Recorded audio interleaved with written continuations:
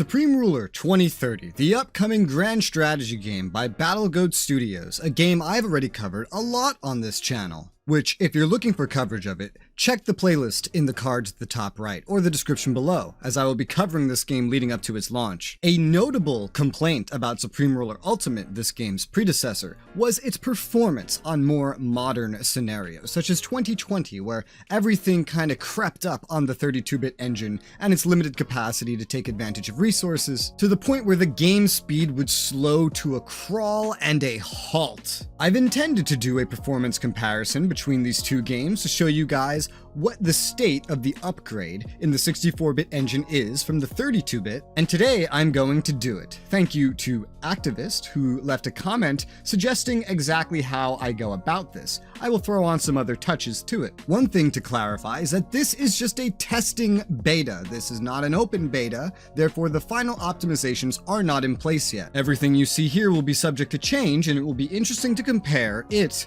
to now once the game releases. But for now, let's get started, and let's start with Supreme Ruler Ultimate and then compare it to Supreme Ruler 2030. The test of Supreme Ruler Ultimate will actually be a lot faster than that of Supreme Ruler 2030, as the game's 32-bit limitations actually really stopped the test from being interesting. For the purposes of understanding this test, I will put my hardware as subtitles on the screen so you know what we're working with here. To make this test interesting and really stress test the game, I went ahead and made it so that the world volatility was on very high, the highest settings, so that the AI would be as active as possible, so that we could also test the performance of the AI and not just the performance of the game, as that's another hot topic that I get asked about. Right out of the gate, Supreme Ruler Ultimate is running with 19% static CPU usage, almost no fluctuations at the start of the game here. 1.5 gigs of RAM usage statically, and only a measly 3 to 4% GPU usage. This is with the game fully zoomed out, not zoomed in, where we can stress test it the most, far from the area that BattleGoat has optimized for you to play at. Resultingly, at this zoom level, we're actually only getting 6 FPS, with it sometimes trickling down to 5 on and off as well. By the time March came around in game, my CPU usage was now up to more like 25% just about every time I looked at it. It was fluctuating now, however, between 19 and 27%. Fluctuating usage is normal, although it's still very, very low. RAM usage is still steady at 1.5 gigs, and GPU is steady at slightly under 4%. FPS is mostly at 5 now. We're not really seeing much variety outside of the CPU, and the RAM is sitting at the same exact place. The game is clearly not running as fast as it could, but that is because, again, it cannot use the full range of hardware my machine has due to the game being in a 32-bit DX9 engine. By mid-May, I've identified a CPU usage range of between 15 and 30%. RAM still hasn't moved from exactly 1.5 gigs. GPU usage is now a little higher, always between 4 and 4.5%. FPS is a solid 5, not varying in any direction. No, if you zoomed in, you'd be getting more like 30 FPS, 20 to 30 in this game. As I mentioned earlier, there's not a lot of excitement happening with this game due to the reasons I've mentioned, so we already hit the 6-month mark, the halfway mark, and it took me about 18 minutes to get here on full speed at max zoom. Once we hit September, something very interesting happened.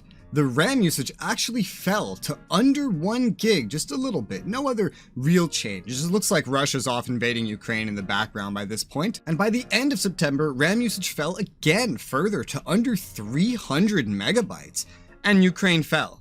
I guess SRU officially makes a better Russia than Putin can. There was an entire 42 minutes until we hit the 1-year mark, which is rather astounding when you remember that it only took 18 minutes to hit the midway point. That is notably over the double point, meaning the game was very noticeably slowing down as it went on, with the huge disparity between the halfway point and the 1-year mark. It would only get worse later if I continue this test even further. As we have seen in my Let's Play videos, the modern day scenario especially rapidly devolves in its in-game speed as it goes on. FPS never really fell under a solid 5. It would sometimes vary into 6 and 4, but it pretty much held that 5 point for the entire point. Again, would be more if I zoomed in. Wars were waged here plenty, but they were 100% of the time resolved either with full annexation if fighting could occur with the AI's pathfinding, or would result in peace if the AI simply failed to pathfind to each other to even fight the war to begin with. There were no real territory trades or partial annexations, a major complaint from SRU players on the limitations of the AI. Opening up to the 64-bit engine, things get a lot more interesting here, and I want you to remember any remotely noticeable FPS difference on this scale is hugely represented when you zoom in further. Supreme Ruler 2030 is a little different, starting on March 3rd instead of January 1st, but we will proceed exactly 1 year all the same. It starts out with an average of 20% CPU usage,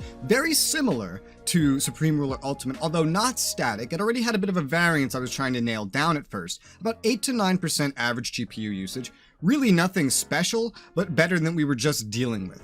About half a gig of RAM usage at the very beginning, starting much lower than Supreme Ruler Ultimate, surprisingly considering it can now use so much more. However, not quite as low as Supreme Ruler Ultimate dipped to at the end of that year with that less than 300 megabytes of RAM usage that it stuck onto for about a third of the time. Here, zoomed out, we are getting a measly 13 FPS, but currently over twice of what we were getting in SRU, and zoomed in, I can tell you the FPS difference is more like 3 times. About 90 FPS when I zoomed in, as opposed to Supreme Ruler Ultimate, which again was between more like 15 and 30. Once we hit April in-game, the resource usage started to spike, likely due to more things being deployed in the game. This is already a huge thing, because no matter what was going on in Supreme Ruler Ultimate, we didn't really see the resource usage on my computer change. Everything was always the same, and the game felt like it had hit a very clear engine-defined wall. But now, CPU usage has shot up to more like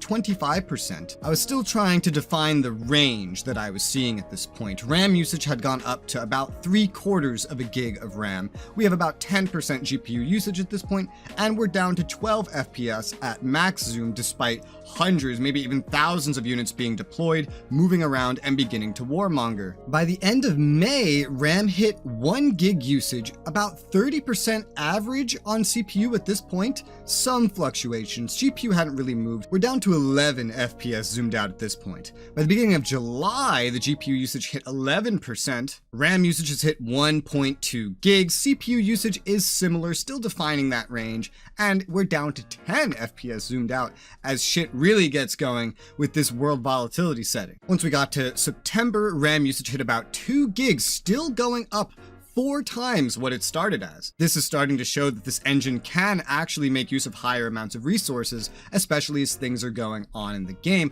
as it tries to preserve some amount of performance, likely mostly when you're zoomed in, or perhaps in the processing speed of the game. GPU usage has hit 12% now. CPU is back down to about 25% on average, starting to get a better feel for the range here. FPS is bleeding from about 10 and 9, and we are now at the halfway point of this 1-year test. It took about 15 minutes to reach here, in between 15 and a half. So in terms of game processing speed, separate to anything else, we've at least gained a few minutes in the beginning parts, but this is not usually where any lag or excess of things happening per the resources available would really begin to show itself. By November, I finally narrowed down that CPU range. It's between 15 and 30% with rare deviances, which is interesting because this is actually the range that I figured out Supreme Ruler Ultimate was working at, meaning these games currently are both utilizing my CPU to roughly the same amount. The averages are a little bit different. The averages are lower for SRU than 2030, but they have the same range, which is interesting, maybe implying a core limitation still built into the engine. With ranges like this, I would certainly believe that the game, maybe both of the games, are not really designed to use more than 4 cores. We finally hit 2.5 gigs of RAM, still going up, the GPU still in a 12% range, and FPS is spending more time at 9 rather than 10 now, while I'm fast forwarding through this year with a lot of warring and other things, very interesting AI behaviors in the background that I will talk about once we hit the 1-year mark. By the end of December, memory has hit 2.8 gigs, FPS is now more permanently at 9, with small deviations to 8 and 10. Once we get into January, memory hit 3 gigs and then suddenly out of nowhere dropped down to 2.3. So clearly some sort of cleaning happened here. Very similar to what we saw with the memory usage in Supreme Ruler Ultimate, however, not permanent, as it slowly started to trickle up again, whereas Supreme Ruler Ultimate it did not. FPS went between 9 and 10, mostly 9 again, once this cleansing of memory happened. We finally get to the 1 year mark, which took 35 minutes to reach, meaning it took 20 minutes to do the second half, as opposed to 15 minutes to do the first half. Not nearly as big of a deviation as we saw in Supreme Ruler Ultimate, and we did get here noticeably quicker than we got here in Supreme Ruler Ultimate.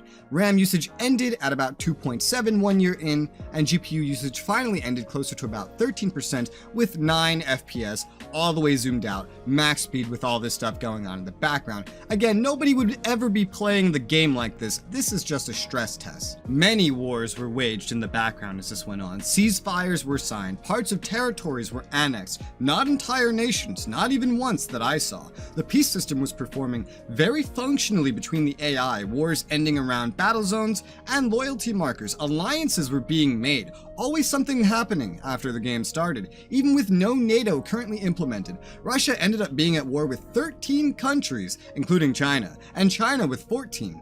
India was at war with 8, including the both of them, and most others were either at some sort of peace by this point, or only had one active war, usually with one of those 3. With the hardware I have provided and the data I have provided and compared for you guys to make your own conclusions with, I will leave you to do just that. My own conclusions are that this game is noticeably capable of using more hardware and more overall system power than Supreme Ruler Ultimate was, even in this very unpolished beta state in terms of finalized performance. After all, they're still adding features. Even with the current state of the game, with them obviously still adding features and not exactly focusing entirely on performance yet, I find there are notable gains. However, hopefully, still more to be done. If you guys wish to see any more coverage of Supreme Ruler 2030, please leave your ideas in the comments below. As you see, this video was made thanks to one of your comments, as many of the other ones were as well. If you have any thoughts that you might like to contribute to the discussion, or maybe even comments for the devs to see, please leave them below, as well as the devs do come snooping around these parts. For now though, that is all you'll have from me for today. Thank you guys very much for watching, and I hope to see you on the next one.